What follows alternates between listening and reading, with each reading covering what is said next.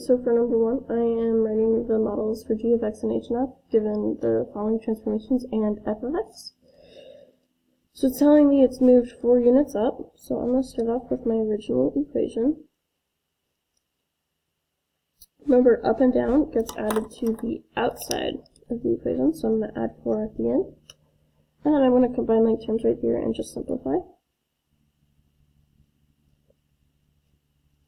Negative 7 plus 4 is negative 3.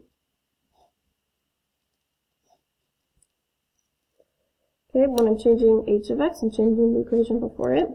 So what I'm going to do is go 4 units left. That's inside the parentheses and opposite the sign. Plus 4. It keeps the minus 3 because the first part of the minus 3. Then I just simplify. 2 plus 4 is 6. Okay. Same thing for number 2. This one is going 4 units up. So I'm going to add 4 to the end.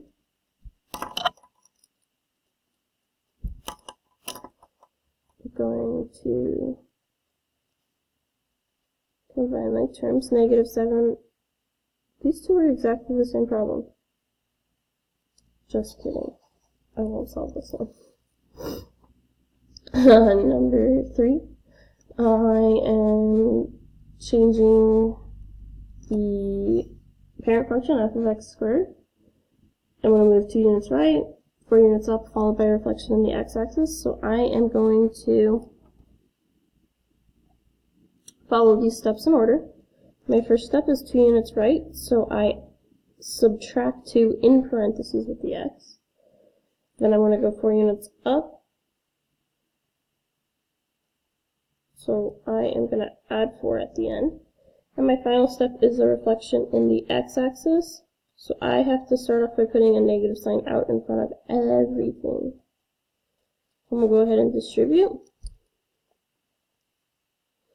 I have negative x minus 2 squared, because I can't change that. And then minus 4. Because the sign also distributes to the 4. This one, also 3 steps. So I have a vertical shrink of 1/2 that goes out front. Then I go 2 units right. Goes inside and opposite the sign. Then a reflection on the y-axis only changes the x value.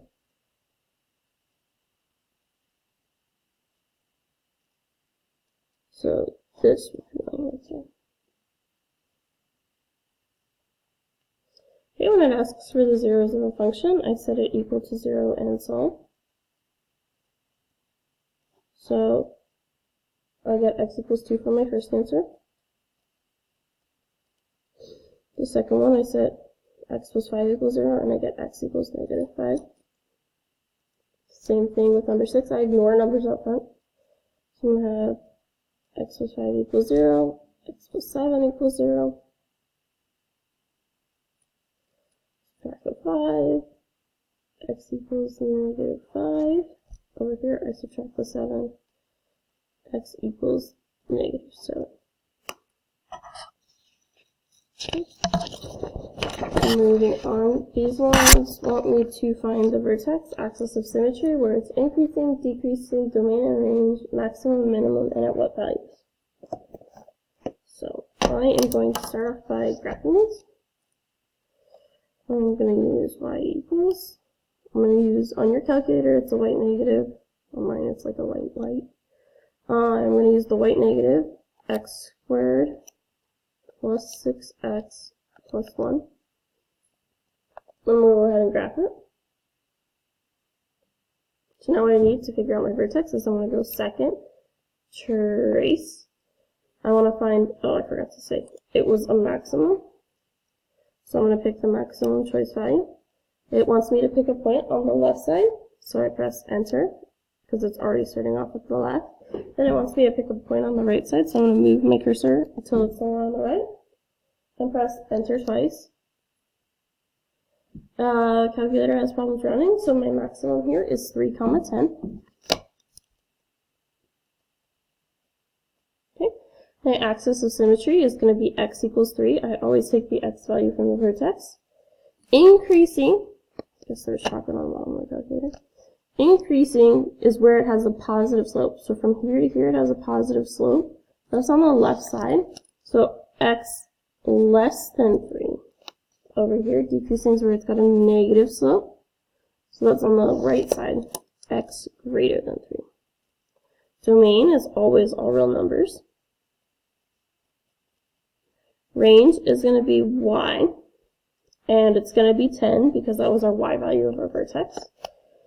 If I look here, it's going down, so down is less than or equal to 10. My maximum value is also my y value, and that's also 10. I'm going to do the same thing for number 8.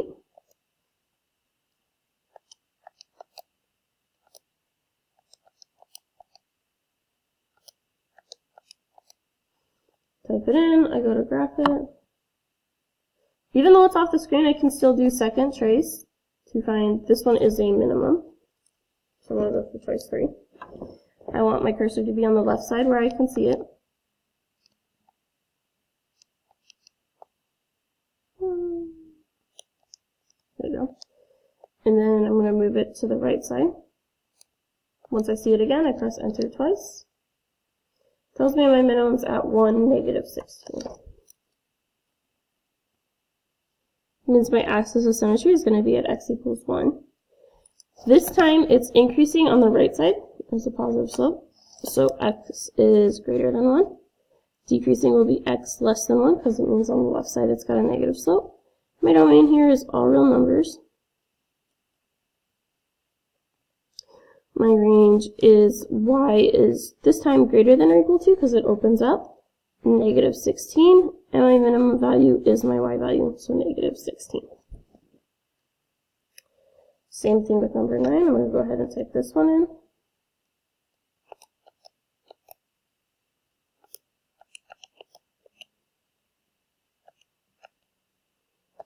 Go ahead and graph it. This one has a minimum as well. Then I'm going to figure out my minimum. So I go to choice 3. I want to find where it has a minimum on the left side.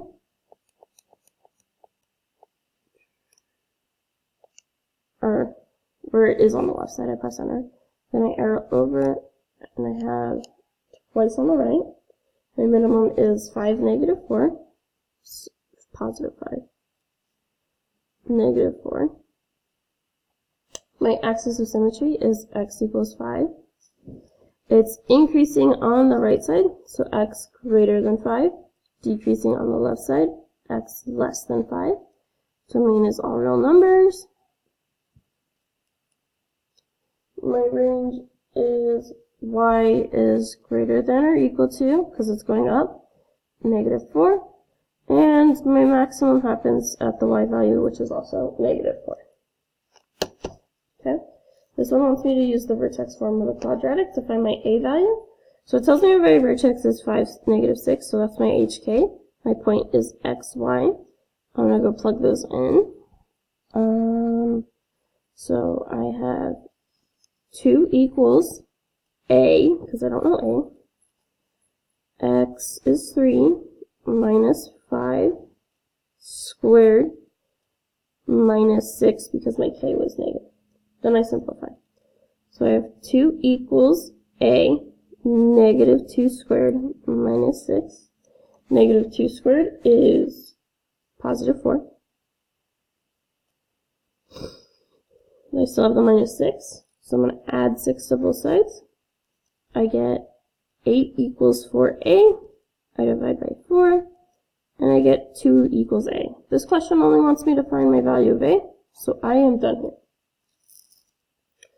Same thing on number 11. I'm going to plug it in.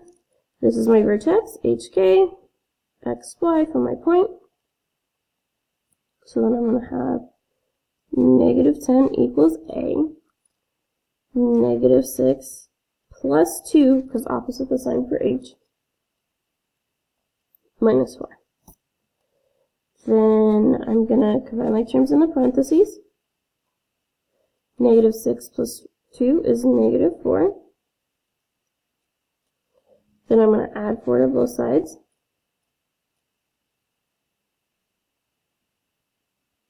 I guess I could have squared. Oh well. Then I'm going to square.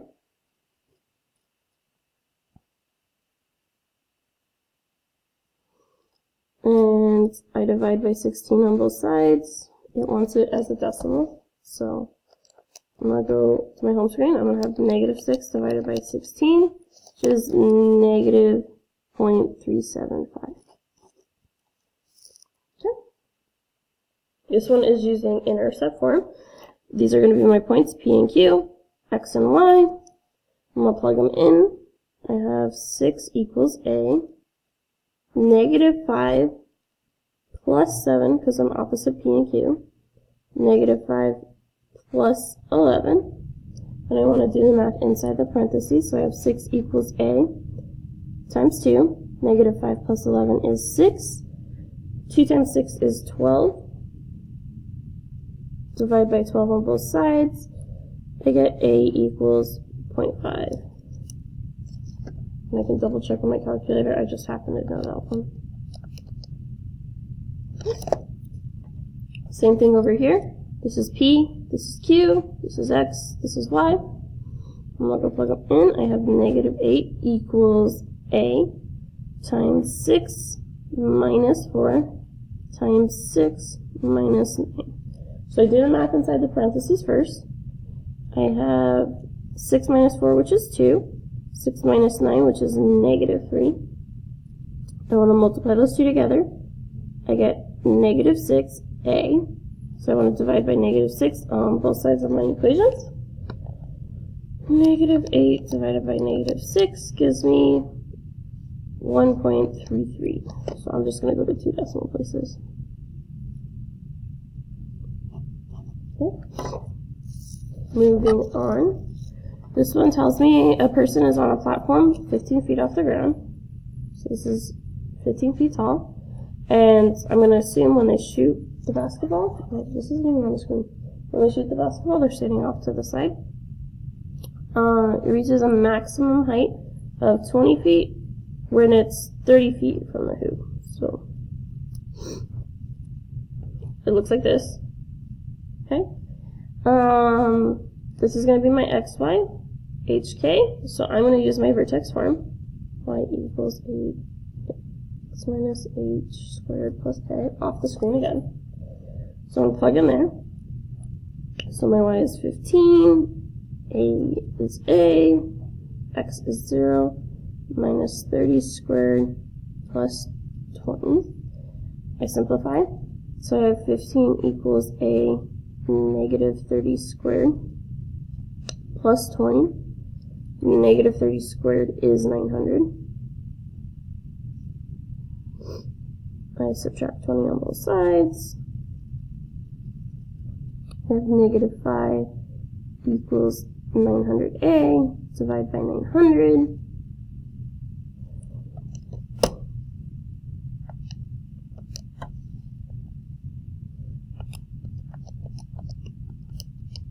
And since I'm writing this into an equation, I'm actually going to leave it as a fraction. What I want to do here is I'm going to go press the math button. My first choice is fraction, and I press enter. So I have negative 1 over 180 for my 8 value. So I'm going to have y equals, the only things that change when I plug back into an equation are a, h, and k. So y equals 1 over, oh this was negative. Negative 1 over 180, x minus my h value was 30, and my k value was 20. Wants me to figure out when the basketball hits the ground, so when y equals 0.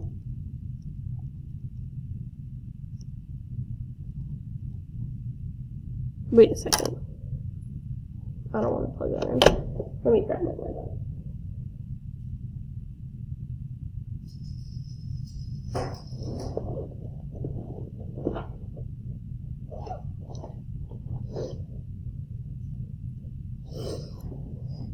Okay.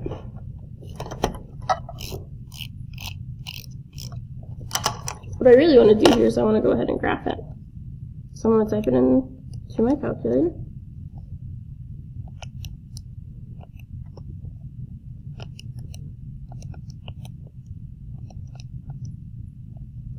When I initially graph it, it's not going to appear on my screen.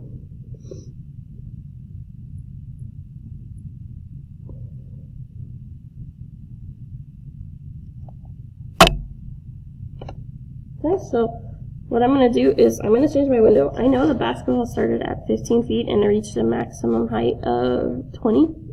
So my Y value, I'm going to have as a Y max of 25. And I know my vertex was at 30, so I'm going to go to 75. So I can see it.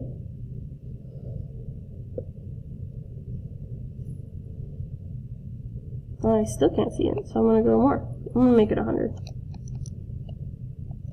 I want to see it touch the x-axis. There you go. It does. So what I'm going to do is I'm going to go second trace. I'm going to go find 0, because zeros, remember, are the same thing as x-intercepts. I press enter on the left side, and I arrow over until it's on the right side of the crossing points. So I press enter twice, and it's hard to see on my calculator, but it says 90. So 90 feet away.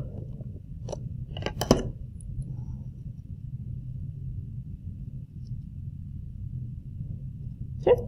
This one is the intercept form. So y equals a, x minus p, x minus q.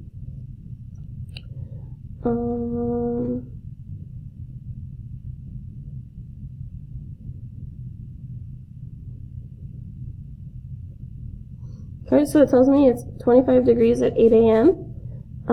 Time is measured in the x values. So this is going to be my x, and this is going to be my y, because it's time and temperature. Then p and q. So what I'm going to do is I'm going to plug this into my equation. So I have 25 equals a times x minus 2. 8 minus 2. And in the second one, instead of 8 minus 10, since it's a 24-hour time span, I need to add 12 to 10. So I get 22 over here. So 8 minus 22. Then I want to simplify. So I've got 25 equals a times 6 times negative 14. Then I want to multiply those two. So I have 25 equals negative, I don't know what 6 times 14 is.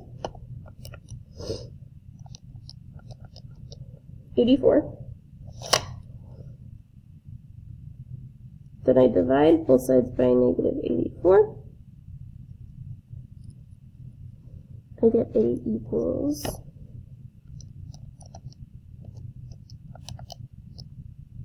a decimal. I go math fraction. Oh, doesn't simplify. Negative 25 over 84. I plug into my equation, so I get y equals negative 25 over 84 times x minus 2 and x minus 22. Wants me to find the highest temperature, so I gotta go and graph this. I'm gonna go y and type in my equation that I just covered out.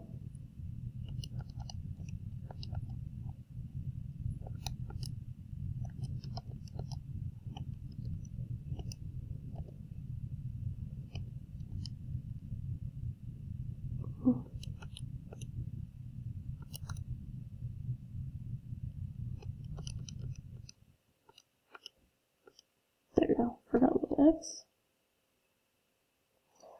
I can't see it, but I know it's a maximum, so I'm going to go second trace, maximum.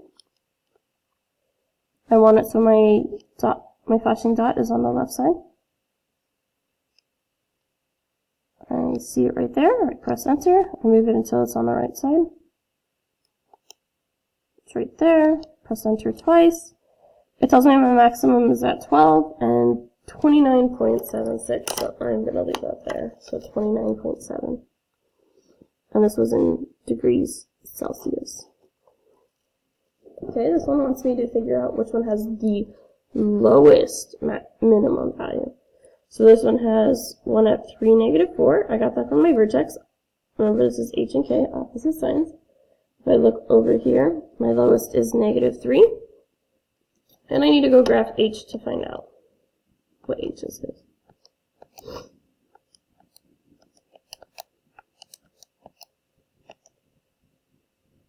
Oh my gosh, fix the window.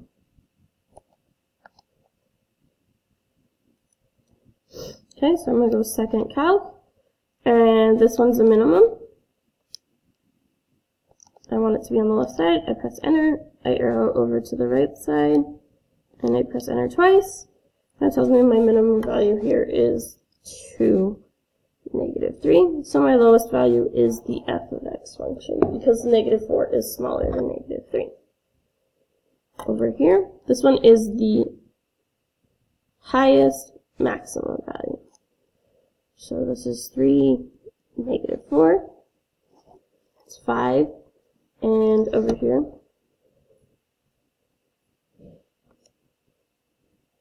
no, y equals.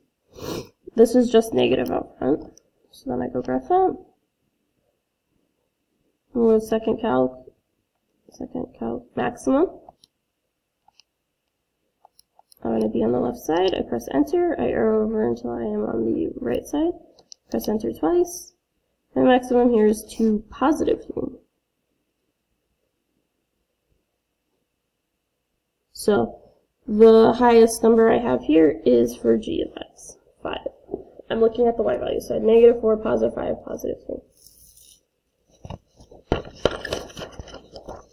Okay, this one is telling me a volleyball was dropped off a building and I need to find the best fit. It tells me it's quadratic, so I go straight to stat plot and I go to edit.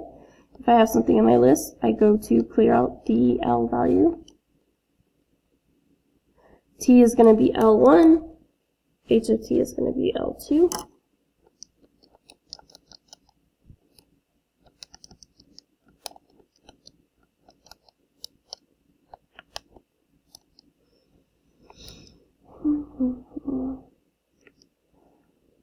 Nope, not that one. Stat, calc. This one is a quadratic regression, so I go to 5.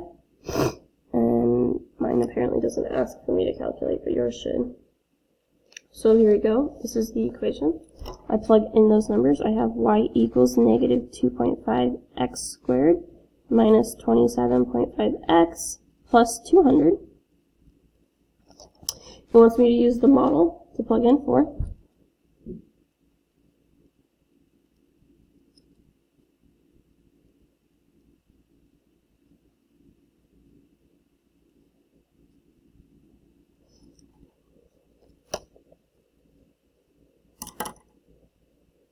Okay.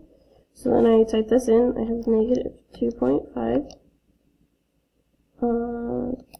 times 4 squared minus 27.5 times 4 plus 200. So it gives me 50. It is 50 feet tall. Okay. Similar situation here. It tells me it's a quadratic equation, so I want to go type this in into my stat. I go edit. My x values are all the same, so I only need to. Oh, I did not want to delete my divs.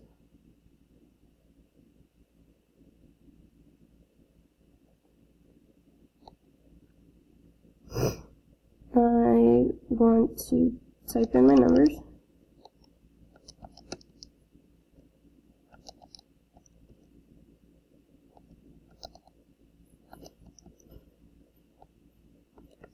Okay. Then I go stat, calc, quadratic. That's not working.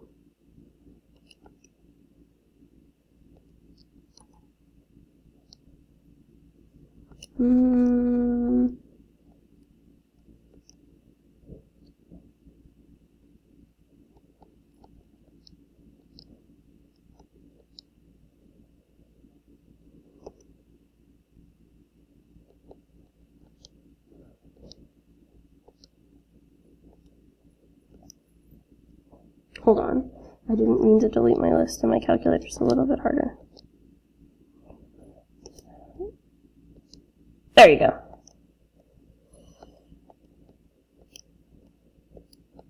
So I'm going to type my values back into L2.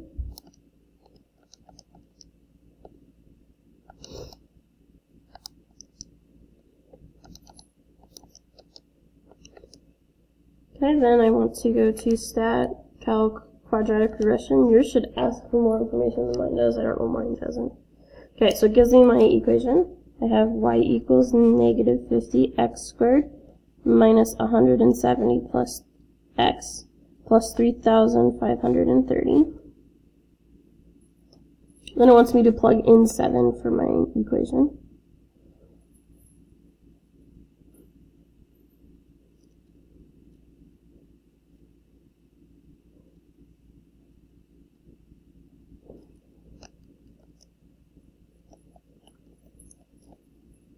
So I'm going to take that in.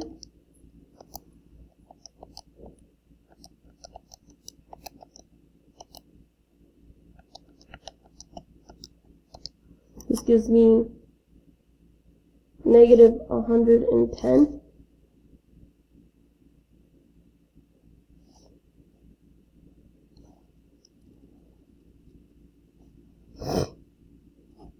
Obviously, someone did not check the problem answers before they made this video. Skydivers should not go past 0 feet off the ground. Okay, this one wants me to calculate the average rate of change between 0 and 4, so I am only looking at 0 as my x1, y1, and 4 as my x2, y2, and plugging into the slope formula. So I'm going to have 560 minus 300 over 4 minus 0. I know the bottom number is 4. I can do that one in my head. 560 minus 300 equals 260.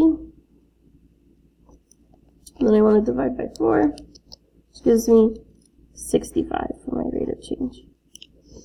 This one is calculating between 4 and 7. So this is going to be my x1, y1, x2, y2. I have 110 minus 20 over 7 minus 4.